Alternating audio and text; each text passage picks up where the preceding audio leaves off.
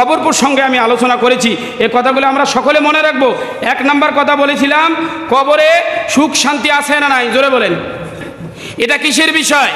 অদৃশ্য ও বারজাকি জীবনের বিষয়। কবরের আযাবের বিষয়টি সত্য, এটা আমরা বলেছি। 2 নম্বর বলেছিলাম, মৃত্যুর আত্মীয় স্বজন আহাজারি করতে পারবে কি পারবে না? আহাজারি করা জঘন্য বিদআত। 3 নম্বর বলেছিলাম, কবর জিয়ারত জায়েজ আছে, কিন্তু আমাদের যে উদ্দেশ্য আছে এই উদ্দেশ্যে জায়েজ নাই। 4 নম্বর বলেছিলাম, কবর সম্পর্কিত যে ভুলগুলো, কফিনে ফুল দেওয়া যাবে না, নিহিত ব্যক্তির স্মরণে নীরবতা পালন করা যাবে না, মৃত্যু ব্যক্তির স্মরণে কোনো ছবি টাঙ্গানো যাবে না, এবং কি করা যাবে না? সজোরে তাকবীর বলা যাবে না, এবং আমার কবরে আজান দেওয়া যাবে না, কফিন ভরে কফিন সহকারে দাফন করা যাবে না। 5 নম্বর মাসআলা বলেছিলাম, ইসরায়েলের সব করা যাবে, তবে তার পদ্ধতি ইসলাম সম্মত পদ্ধতিতে হতে হবে। 6 নম্বর বলেছিলাম, উত্তরাধিকার বন্টনের পূর্বেই 3টি কাজ করতে হবে। সর্বশেষ বলেছিলাম, কবর প্রদক্ষিণ বা তওয়াফ করা যাবে না। আল্লাহ আমাদের বুঝার তৌফিক দান করুক, আমিন। প্রিয় মুসলিম ভাইরা, কবর সম্পর্কে অনেকে কতিপয় ভুল ধারণা করেন, আর এই ভুল ধারণাগুলো পৃথিবীর বিভিন্ন প্রান্তে এগুলো ছড়িয়ে পড়েছে। অতএব আমাদেরকে এই ভুলগুলো থেকে আমাদেরকে নিজেকে হেফাজত করতে হবে। আমরা আলোচনা করব আজকে মাসআলাগুলো কি, ভুলগুলো কি, প্রতিকার করব কিভাবে। প্রথম মাসআলা হচ্ছে কবরের সুখ বা শাস্তি। এ বিষয়টি অদৃশ্যের সাথে সম্পর্কিত। এটা মানুষ তার জ্ঞান বিবেক বুদ্ধি দিয়ে এই বিষয়টাকে নিজে নিজে বুঝতে সক্ষম নয়। আল্লাহ সুবহানাহু ওয়া তাআলা কুরআনুল কারীমের মধ্যে বলেছেন, আলিফ লাম মিম যালিকাল কিতাবু লা রাইবা ফীহি হুদাল লিল মুত্তাকিন আল্লাযীনা ইউমিনুনা বিল গায়ব। আলিফ লাম মিম, এটি সেই কিতাব যার মধ্যে ভুল ভ্রান্তি তো দূরের কথা, কোনো সংশয় পর্যন্ত নাই। আল্লাহ ভীরুদের জন্য এই কিতাব হচ্ছে পথ প্রদর্শক। আল্লাহ ভীরু তারাই, আল্লাযীনা ইউমিনুনা বিল গায়ব, যারা অদৃশ্যের প্রতি বিশ্বাস স্থাপন করে। প্রিয় মুসলিম ভাইরা, কবরের আযাবের বিষয়টি বারজাকি বিষয়। এটা বারজাকি জীবনের সাথে সম্পৃক্ত। কাজেই কোনো অপরাধী যখন মারা যাবে তার শাস্তি হবেই কবরে। চাই সেই মৃত্যু ব্যক্তিকে কবরস্থ করা হোক, চাই সেই মৃত্যু ব্যক্তিকে নদীতে ভাসিয়ে দেওয়া হোক, চাই সেই মৃত্যু ব্যক্তিকে কোনো বিশাল আকারে প্রাণী খেয়ে ফেলুক, অথবা আগুনে পুড়িয়ে ভস্ম করে দেখ, অথবা শূলিবিদ্ধ করুক, অথবা তার কোনো শরীরের অংশ খুঁজে পাওয়া না যাক, পরিস্থিতি যেমনই হোক, তার দেহটা যেখানেই পচে গলে নষ্ট হয়ে যাক না কেন, এটা মূলত বারজাকি জিন্দিগির সাথে সম্পৃক্ত। এটা বারজাকে তার আত্মা চলে যাবে, তার শাস্তি হবেই হবে। কারণ এ বিষয়টা পুরোটাই অদৃশ্যের সাথে সম্পৃক্ত। আর মুমিনের অদৃশ্যের প্রতি বিশ্বাস স্থাপন করা মুমিনের একটি কর্তব্য, একটি পালনীয় গুণ। তো প্রথম কথা আমি যেটা বললাম, যে আমাদের অবশ্যই বিশ্বাস স্থাপন করতে হবে কবরে সুখও আছে, শান্তিও আছে। ইদানিং কিছু মানুষ এ ব্যাপারে দ্বিমত পোষণ করতেছে যে কবরে শাস্তি, কবরে সুখ, এ বিষয়টা তারা মানতে চাচ্ছে না। কিন্তু কবরের শাস্তি এবং কবরের সুখের বিষয়ে আল্লাহ রাসূল সাল্লাল্লাহু আলাইহি সাল্লামের পক্ষ থেকে অনেক অনেক সহিহ সনদে হাদিস বর্ণিত হয়েছে। প্রিয় মুসলিম ভাইরা, দ্বিতীয় মাসআলা আমরা জানব। মনোযোগ, গুরুত্বপূর্ণ বিষয়। মৃত্যুর পরে আত্মীয় স্বজনদের আহাজারি করা, বিশেষ করে যারা মা বোন আছেন, যারা মহিলা আছে, এদের আহাজারি, এদের কান্না, এ প্রসঙ্গে ইসলাম কি বলে? ভাই, মৃত্যু ব্যক্তির জন্য তার আত্মীয় স্বজনদের অধিক আহাজারি করা নিষেধ। এভাবে কান্নাকাটি করা চলবে না, কান্নাকাটি করা যাবে না। قال رسول الله صلى الله عليه وسلم ليس منا من ضرب الخدود وشق الجيوب ودعا بدعوة الجاهلية। নবীজি বলেন, আমার কোন উম্মত যদি জাহিলি যুগের মতো বিলাপ করে, কান্নাকাটি করে, আহাজারি করে এবং কপাল চাপড়ায়, কাপড় ছিন্ন ভিন্ন করে ছিঁড়ে ফেলে, আল্লাহর রাসূল সাল্লাল্লাহু আলাইহি ওয়াসাল্লাম বলছেন, এই ব্যক্তি আমার উম্মতের মধ্যে পড়ে না। তো মৃত্যু ব্যক্তিকে কেন্দ্র করে যারা কপাল চাপড়াবে, রোনাজারিতে তার লেবাস পোশাককে ছিঁড়ে ছিন্ন ভিন্ন করবে এবং জাহিলি জমানার কিছু প্রলাপ বয়ে বয়ে কান্নাকাটি করবে, নবীজি বলছেন এরা আমার উম্মতের মধ্যে পড়ে না। এটা নিষিদ্ধ কাজ, এটা জায়েজ নাই, এরকম কান্নাকাটি করা যাবে না। বরং কি করতে হবে? বরং করণীয় কি? এই করণীয় প্রসঙ্গে আরেকটা হাদিস আমরা শুনি, বিষয়টা আরো ক্লিয়ার হবে। قال رسول الله صلى الله عليه وسلم, মনোযোগ, قال رسول الله صلى الله عليه وسلم النائحة إذا لم تتب قبل موتها تقام يوم القيامة وعليها سربال من قطران وادرء من زرب। আল্লাহর রাসূল সাল্লাল্লাহু আলাইহি ওয়াসাল্লাম বলেছেন, মৃত্যু ব্যক্তির জন্য যারা রোনাজারি করে, যারা কান্নাকাটি করে, বিলাপ করে, এই ব্যক্তিরা যদি তওবা করার আগেই মারা যায়, মনোযোগ দিয়ে শুনবেন, মৃত্যু ব্যক্তির জন্য যদি কেউ রোনাজারি করে, বিলাপ করে, জোরে সোরে কান্নাকাটি করে, আর সেই ব্যক্তি যদি তওবা করার আগেই মারা যায়, ইজা লাম তাতুব ক্বাবলা মাউতিহা, তওবা করার আগেই যদি এই ব্যক্তি মারা যায়, তাকামা ইয়াউমাল কিয়ামাতি ওয়া আলাইহা সারবালিম মিন কিতরান ওয়া দারইম মিন জারবিন। আল্লাহর রাসূল বলছে, এই ব্যক্তিকে কিয়ামতের ময়দানে উঠানো হবে আলকাতরার পোশাক পরিধান করিয়া এবং জং ধরা বর্ম পরিধান করিয়া। মানুষ দেখবে কিছু লোক কিয়ামতের ময়দানে তাদের পোশাকটা হবে আলকাতরার পোশাক এবং তাদের বর্ম হবে একবারে জীর্ণ, মরিচে ধরা। মানুষ দেখবে যে এই লোকগুলো তার আপনজনের মৃত্যুতে রোনাজারি করেছে, কাঁদছে বেশি করিয়া। তো স্পষ্ট হয়ে গেল যে মৃত্যু ব্যক্তিকে কেন্দ্র করিয়া তার আপনজনেরা জাহিলি যুগের মতো কান্নাকাটি করা যাবে না, চলবে না। এই ধরনের কান্নাকাটি করা ইসলাম এলাও করে না। এখন কাজ কি তাহলে আমাদের করতে হবে? কি দেখেন, ইসলাম সঙ্গে সঙ্গে একটা পথ দিয়ে দিলেন যে কি করবেন। তাহলে ইসলাম বলছেন যে তোমাকে কি করতে হবে, তোমার আপনজনের বিয়োগের কারণে তোমাকে ধৈর্য ধারণ করতে হবে। কি করতে হবে? ধৈর্য ধারণ করতে হবে। নিজের পিতা মাতা, ভাই বোন এবং নিজের সন্তানাদির মৃত্যুতে যেই পিতা মাতা, যেই সন্তানাদি ধৈর্য ধারণ করলো, আল্লাহ বলেন আমার পক্ষ থেকে এই বান্দার জন্য একটা বিশাল পুরস্কার আছে। সুবহানাল্লাহ বলেন। তাহলে ধৈর্য ধারণ যারা করবে তাদের জন্য পুরস্কার, মৃত্যু ব্যক্তিকে নিয়ে যারা কান্নাকাটি করবে তাদের জন্য ধিক্কার, তাদের জন্য আলকাতরার পোশাক, তাদের জন্য মরিচে ধরা বর্ম।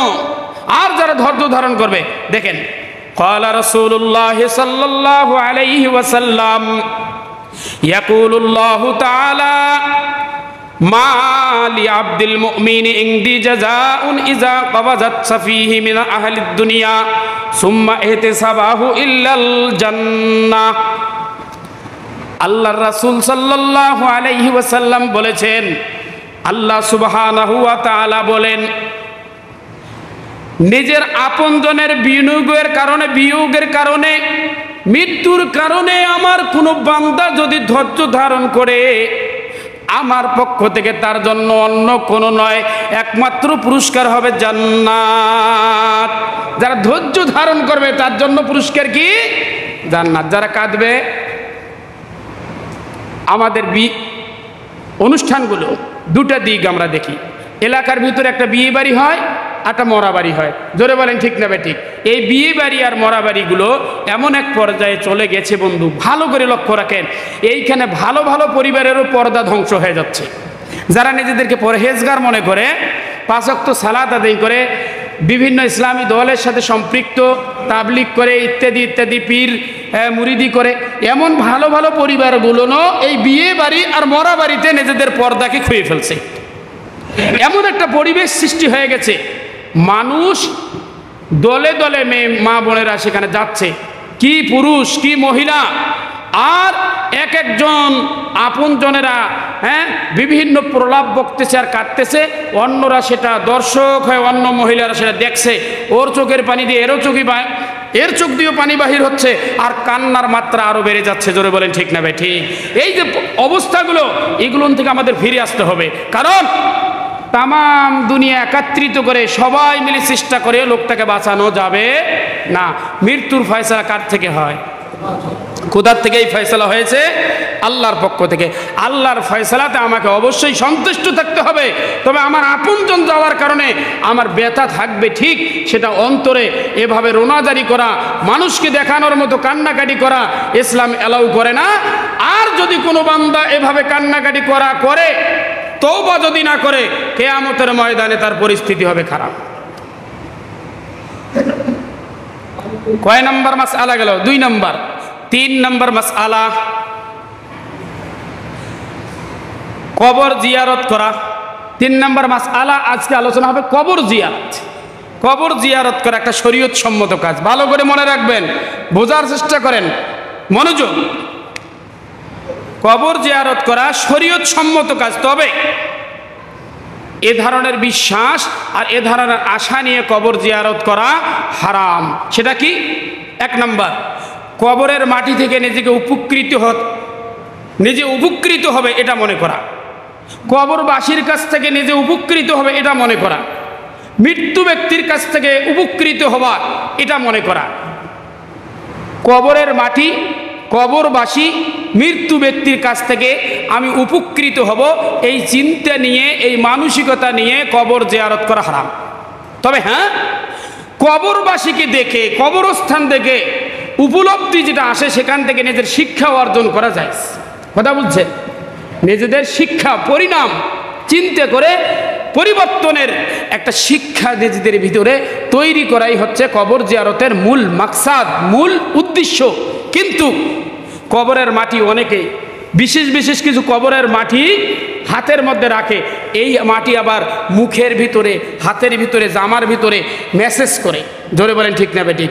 হাউমাউ করি কাঁদে, বাবার নাম ধরি কাঁদে, দাদার নাম ধরি কাঁদে, এবং কবরবাসীর কাছ থেকে নিজেদের আবেদনগুলো, নিজেদের ফরিয়াদগুলো একটা একটা করে জানায়।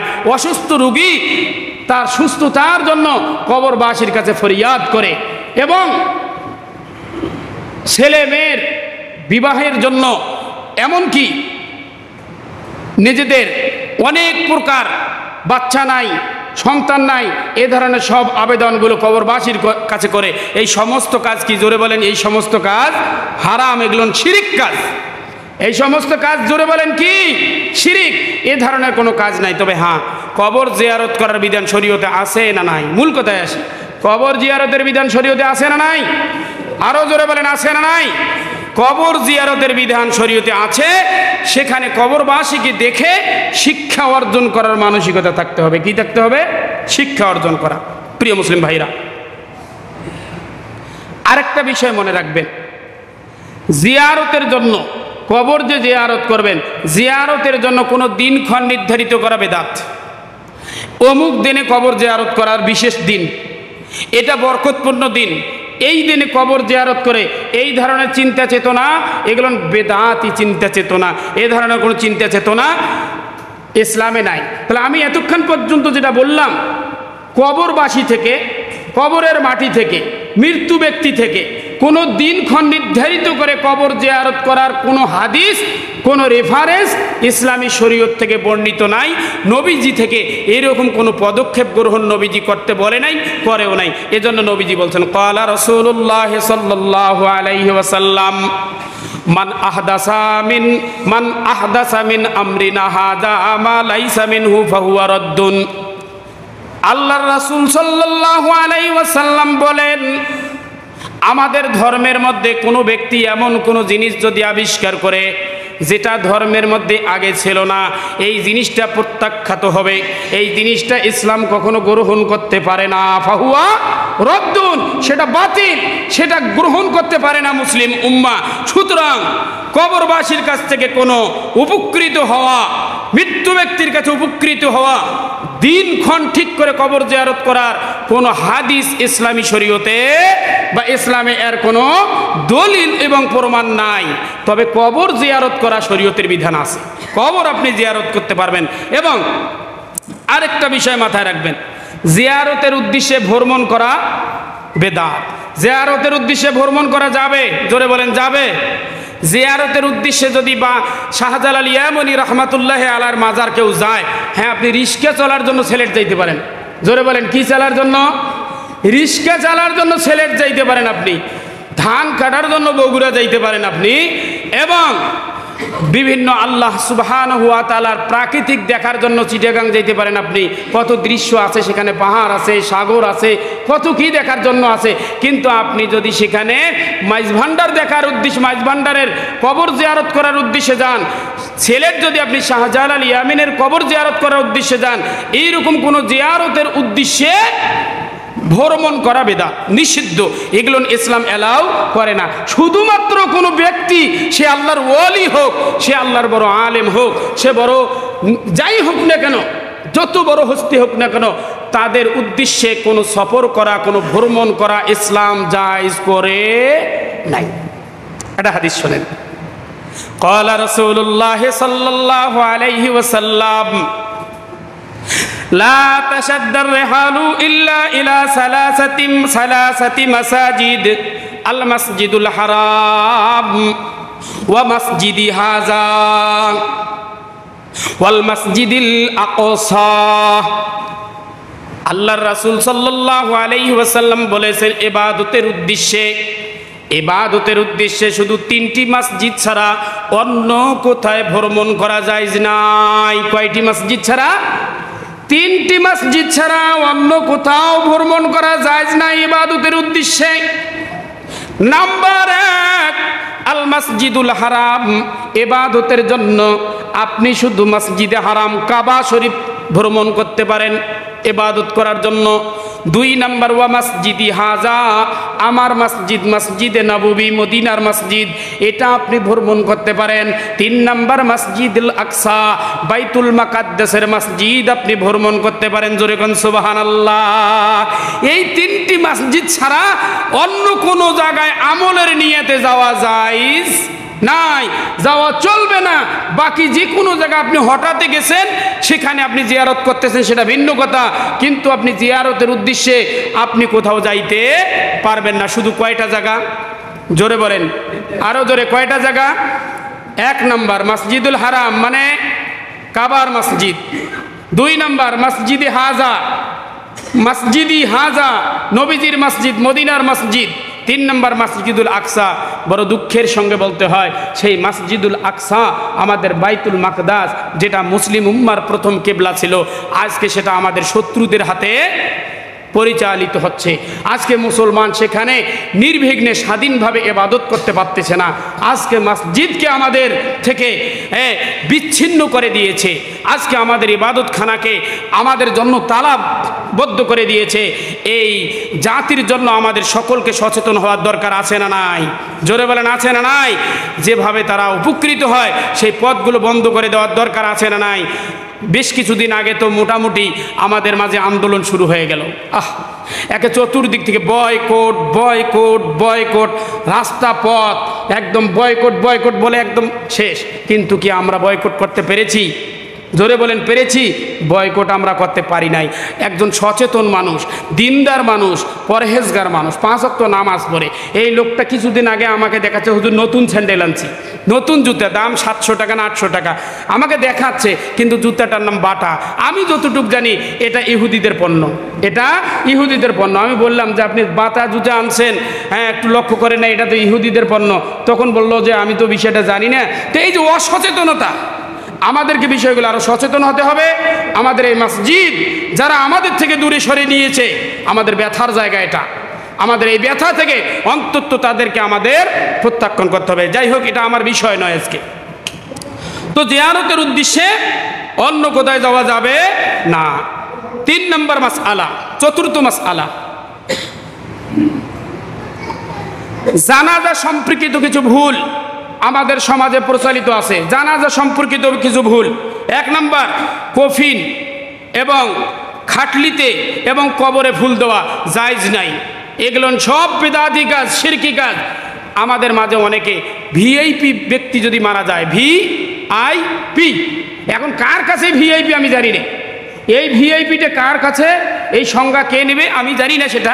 তবে স্বাভাবিকভাবে যদি ভিআইপি কোনো নেতা, লিডার, হ্যাঁ বিশেষ ব্যক্তিবর্গ মারা যায়, তার কফিনের মধ্যে ফুল দিয়ে সাজানো হয়, আছে না নাই? জোরে বলেন আছে না নাই?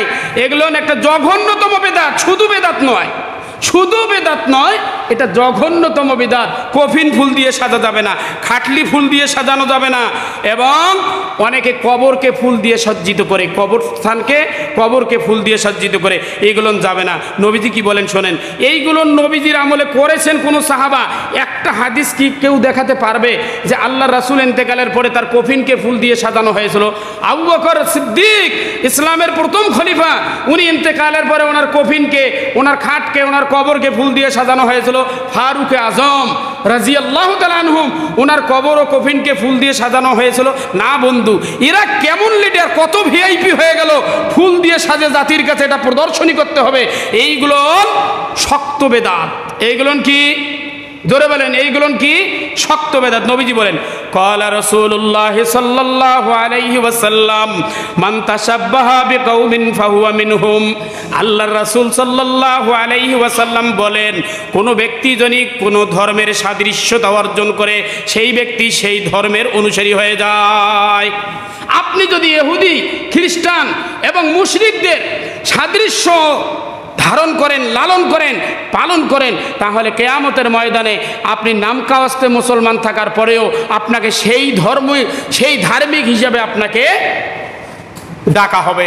সুতরাং এইগুলো কোনো মুসলমানদের কালচার নয়, এইগুলো আমাদের বাদ দিতে হবে। দেখেন, আরেকটা বিষয় আছে, জানাজা সম্পর্কিত আরেকটা বিষয় আছে। নিহিত ব্যক্তির স্মরণে নীরবতা পালন করা আছে না নাই আমাদের সমাজে? রাষ্ট্রীয়ভাবে এই পালন আমাদের হয় কি হয় না? আমাদের রাষ্ট্রও কিন্তু পালন করে। ভিআইপি বিশেষ কোনো ব্যক্তি, রাষ্ট্রের জন্য যার অনেক বেশি অবদান আছে, সমাজের জন্য যার কৃতিত্ব আছে, এই ব্যক্তির মৃত্যুতে আমরা কিছুক্ষণ স্তব্ধ থাকব, নীরবতা পালন করব। এইগুলো শক্ত বেদাত, এগুলো জাহিলি কালচার, ইসলামের কালচার নয়। নীরবতা পালন করা যাবে না, শোক পালন করা যাবে না, এগুলো জঘন্য বেদাত। কথা বলেন, কথা না বলিয়ে শোক পালন করে, এমন ব্যাপার আছে না নাই? এরপরে মৃত্যু ব্যক্তির স্মরণে, ভালো করে মনে রাখবেন, মৃত্যু ব্যক্তির স্মরণে বাসায়, দোকানে, অফিসে বা অন্য কোনো স্থানে ছবি স্থাপন করা, মূর্তি স্থাপন করা শক্ত বেদাত এবং শিরকি কাজ, এগুলোর কাজ করা যাবে না। মারা গেছে, আমরা অনেক সময় আবেগের তাড়নায় নিজের বাবার ছবিটাও কিন্তু আমাদের বেডরুমে, মাস্টার রুমে আমরা উঠাইয়া রাখি। এরকম মুসলমান পরিবার আছে না নাই? জোরে বলেন, আছে না নাই? মৃত্যু ব্যক্তির কথা, বাবার স্মৃতিচারণ করতেছে। এই স্মৃতিচারণ তোমাকে কে শিখালো? এই স্মৃতিচারণ তো ইসলামের স্মৃতিচারণ নয়। ইসলাম এমন কাজ কখনো করে নাই। এটা করা যাবে না নিজেদের বাসায় বা অফিসে। ইদানিং তো এই প্রচলনটা এত বেশি হয়ে গিয়েছিল। এর আগে আমি দেখেছিলাম সরকারি অফিস, সরকারি যেগুলো অফিস আদালত আছে, রাষ্ট্রপ্রধান যিনি থাকে তার যদি কোনো পূর্বপুরুষ মারা যায় তার ছবি সরকারি অফিস আদালতের মধ্যে টাঙ্গা ছিল। এরকম ছিল কি ছিল না?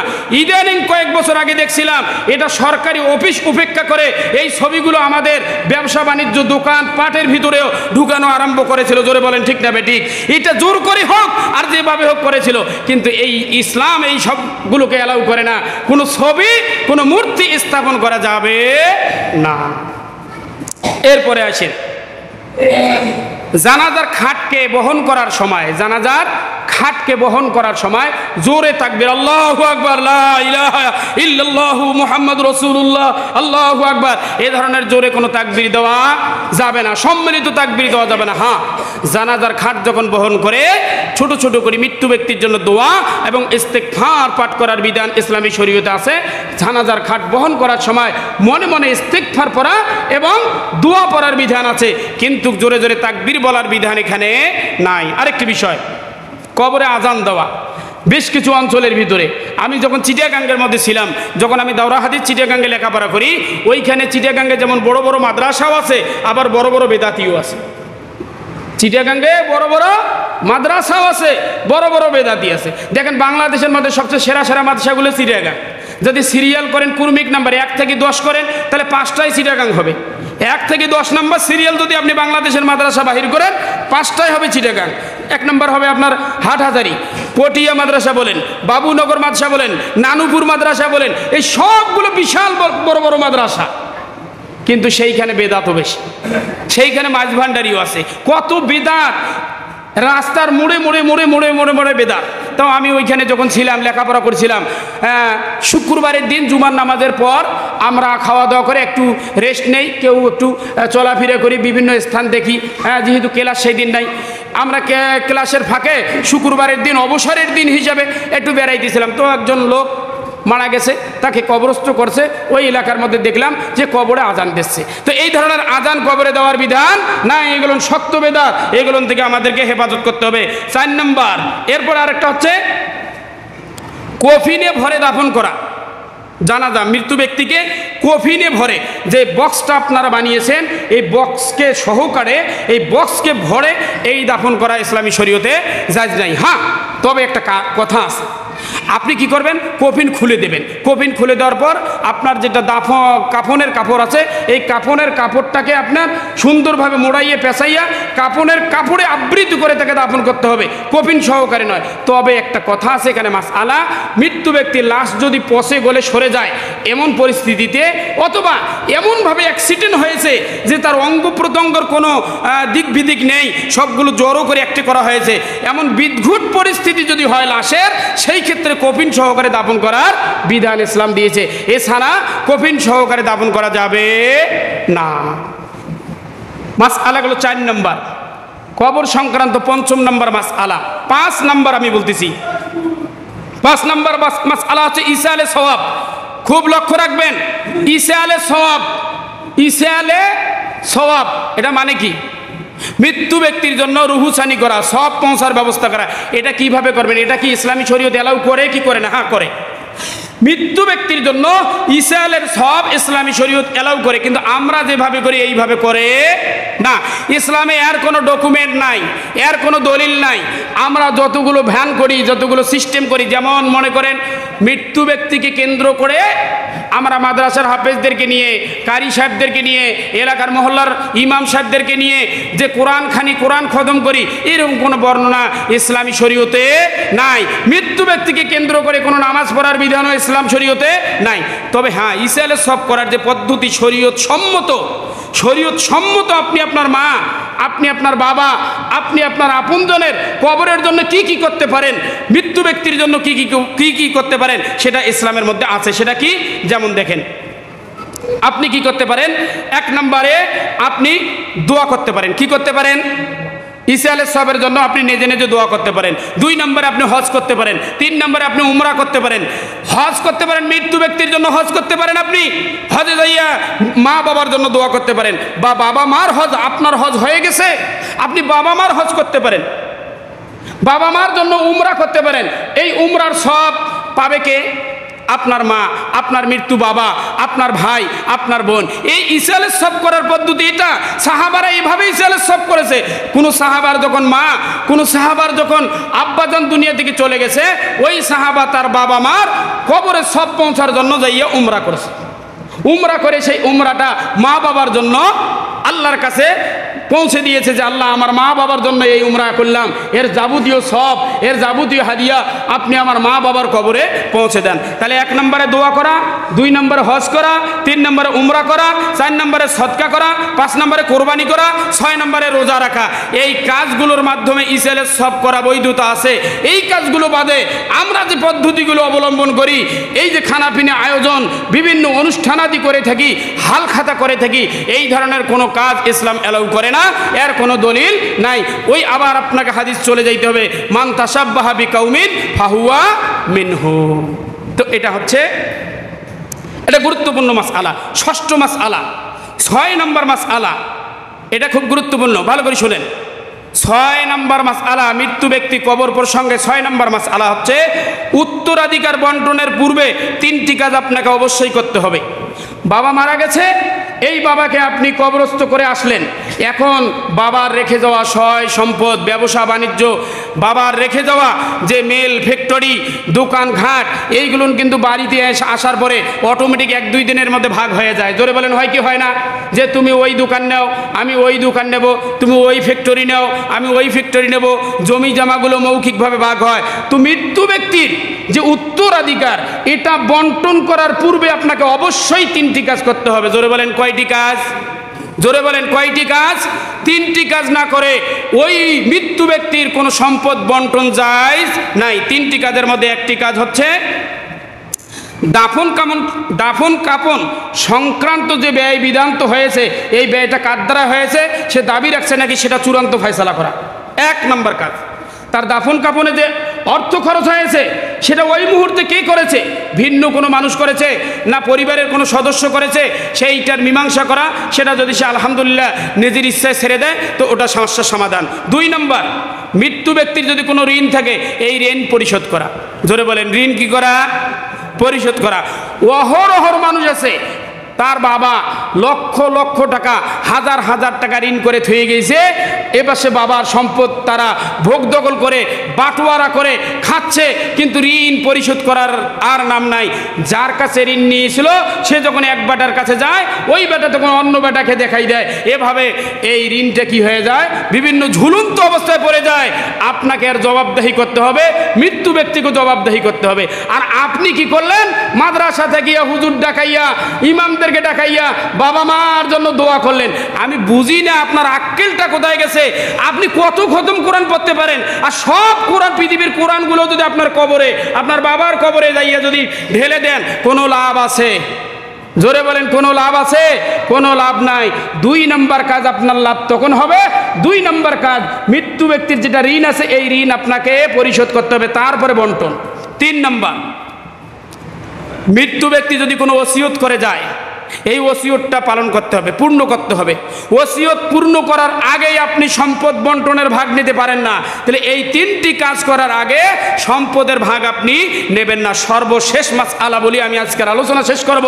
এই কবর সংক্রান্ত সর্বশেষ বা 7 নম্বর মাসআলা, সেটা হচ্ছে কবর প্রদক্ষিণ করা বা তওয়াফ করা। ইদানিং আমাদের মাঝে অনেকে আছে কবর প্রদক্ষিণ করে, তওয়াফ করে, হাজিরে গেলে, হজে, উমরায় যাইয়া কাবা তওয়াফ করে। কোনো কবরস্থান তওয়াফ করে দেখেছেন? কবরের দিকে তাকাতে দেয় না, পুলিশ সেখানে আছে। সেখানে ডিফেন্স বাহিনী আছে, তারা কবরের দিকে তাকাইতে দেয় না। কিন্তু আমার বাংলার মুসলমানের হলো কি, এই বাংলাদেশের মুসলমান কবরস্থানে যাইয়া তওয়াফ করে, ঘুরে, আবার আহাজারি করে, সেখানে ফরিয়াদ করে, ডাকাডাকি করে, চায়, আবেদন করে। আল্লাহ কোরআনে বলেন, ইন্নাল্লাযীনা তাদউনা মিন দুনিল্লাহি ইবাদুন আমসালুকুম ফাদউহুম ফালইস্তাজিবু লাকুম ইন কুনতুম সাদিকিন। আমি আল্লাহকে বাদে অন্য যাদেরকে তোমরা ডাকো, আমি আল্লাহকে বাদে অন্য যাদেরকে ডাকো, যার কাছে চাও, ইবাদুন আমসালুকুম, তারা তোমাদের মতো বান্দা। কার কথা এটা? এ দুনিয়ার মানুষ, আমি আল্লাহকে বাদে তোমরা অন্য যাদেরকে ডাক দাও, অন্য যাদের কাছে চাও, শুনে রাখো তারা তো তোমাদের মতো বান্দা।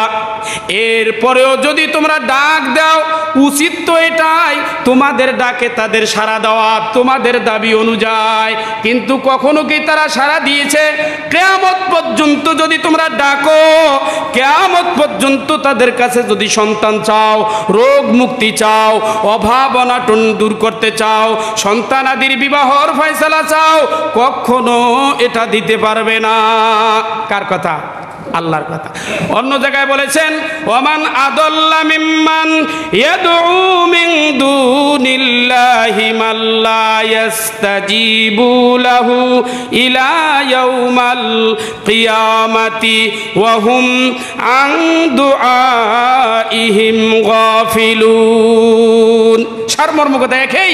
এই আয়াতের মধ্যে আল্লাহ বলছে যে তোমরা যদি আমি আল্লাহ বাদে অন্যকে ডাকো, আর ডাকতে ডাকতে ডাকতে যদি কিয়ামত হয়ে যায়, তোমাদের ডাকে সাড়া তারা দেবে না। নবীজি বলছেন, ক্বালা রাসূলুল্লাহ সাল্লাল্লাহু আলাইহি সাল্লাম মান মাতা ওয়া হুয়া ইয়াদউ মিন দুনিল্লাহ নিদাআন দাখালান নার। আল্লাহর রাসূল সাল্লাল্লাহু আলাইহি সাল্লাম বলছেন, যে ব্যক্তি মারা যায়, এরপরে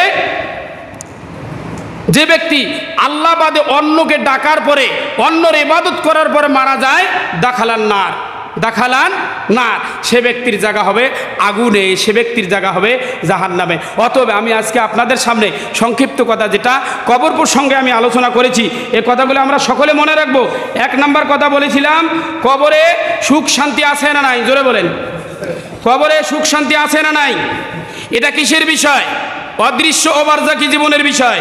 দুই নাম্বার বলেছিলাম কবরের আযাবের বিষয়টি সত্য, এটা আমরা বলেছি। দুই নাম্বার বলেছিলাম মৃত্যুর আত্মীয় স্বজন আহাজারি করতে পারবে কি পারবে না, আহাজারি করা জঘন্য বিদআত। তিন নাম্বার বলেছিলাম কবর জিয়ারত জায়েজ আছে, কিন্তু আমাদের যে উদ্দেশ্য আছে এই উদ্দেশ্যে জায়েজ নাই। চার নাম্বার বলেছিলাম কবর সম্পর্কিত যে ভুলগুলো, কফিনে ফুল দেওয়া যাবে না, নিহিত ব্যক্তির স্মরণে নীরবতা পালন করা যাবে না, মৃত্যু ব্যক্তির স্মরণে কোনো ছবি টাঙ্গানো যাবে না, এবং কি করা যাবে না, সজোরে তাকবীর বলা যাবে না, এবং আমার কবরে আজান দেওয়া যাবে না, কফিন ভরে কফিন সহকারে দাফন করা যাবে না। পঞ্চম নম্বর মাসআলা বলেছিলাম ইসরায়েলের সব করা যাবে, তবে তার পদ্ধতি ইসলাম সম্মত পদ্ধতিতে হতে হবে। ষষ্ঠ নম্বর বলেছিলাম উত্তরাধিকার বন্টনের পূর্বেই তিনটি কাজ করতে হবে। সর্বশেষ বলেছিলাম কবর প্রদক্ষিণ বা তওয়াফ করা যাবে না। আল্লাহ আমাদের বুঝার তৌফিক দান করুক, আমিন। ওয়া আখির দাওয়ানা আলহামদুলিল্লাহি রাব্বিল আলামিন। আসসালামু আলাইকুম রহমতুল্লাহ।